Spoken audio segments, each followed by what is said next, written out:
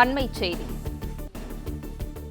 சென்னை ராயப்பேட்டையில் அதிமுக தலைமை அலுவலகத்தில் 3 மணி நேரம் நடந்த ஐடி விங் ஆலோசனைக் கூட்டம் நிறைவு பெற்றுள்ளது. இது குறித்தான விவரங்களோடு இணைகிறார் செய்தியாளர் ராஜகுமரன். இது குறித்தான முழு விவரங்களையும் பதிவு பண்ணலாம்.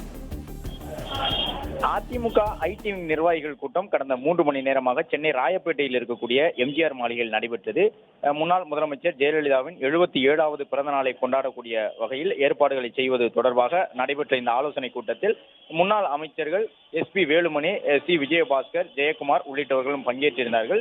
இந்த ஆலோசனை கூட்டத்தில் ஐடி விங் நிர்வாகிகள் 2026 சட்டமன்ற தேர்தலுக்கு தயாராகக்கூடிய வகையில் எவ்வாறு செயல்பட வேண்டும், ஆளுங்கட்சியினுடைய அந்த விமர்சனங்களை எல்லாம் எவ்வாறு கடந்து செல்லக்கூடிய விதமாக சமூக வலைதளங்களில் செயல்பட வேண்டும் என்பது குறித்து முன்னாள் அமைச்சர்கள் ஐடி விங் நிர்வாகிகளுக்கு ஆலோசனைகள் வழங்கினார்கள். அதன் தொடர்ச்சியாக தற்பொழுது அதிமுக தலைமை அலுவலகத்தில் 2 பதாகைகள் தொங்கவிடப்பட்டிருக்கின்றன. அதன்படி Say-Yes-to Women Safety, Say-Yes-to AIADMK என்கின்ற வாசகம் பொருந்திய 2 பதாகைகள் அதிமுக தலைமை அலுவலகத்தில் தொங்கவிடப்பட்டிருக்கின்றன.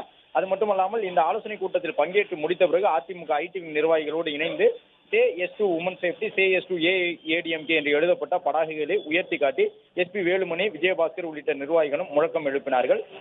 அதன்படி தற்போது பெண்களுக்கு ஏற்பட்டிருக்கக்கூடிய இந்த வன்கொடுமைகள் முடிவுக்கு வர வேண்டும் என்றால் தமிழ்நாட்டில் அதிமுக ஆட்சி மீண்டும் மலர வேண்டும் என்று சொல்லக்கூடிய வகையிலே Say-Yes-to Women Safety, Say-Yes-to AIADMK என்கின்ற ஹேஷ்டாக்கை சமூக வலைதளங்களில் பயன்படுத்த வேண்டும் என்ற விழிப்புணர்வை அதிமுகவினருக்கு ஏற்படுத்தக்கூடிய வகையிலும் தமிழக மக்களுக்கு திமுக ஆட்சிக்கு நிறைவு உரை எழுதி அதிமுக ஆட்சி வர வேண்டும் என்று சொல்லக்கூடிய விதமாகவும் இதை பயன்படுத்துவோம் என்று எதிர்க்கட்சித் தலைவர் எடப்பாடி பழனிசாமி தன்னுடைய சமூக வலைதளத்தில் பதிவிட்டிருந்தார். அதன்படி இந்த வாசகங்களை தற்பொழுது உயர்த்தி காண்பித்து அவர்களும் முழக்கம் எழுப்பினர்.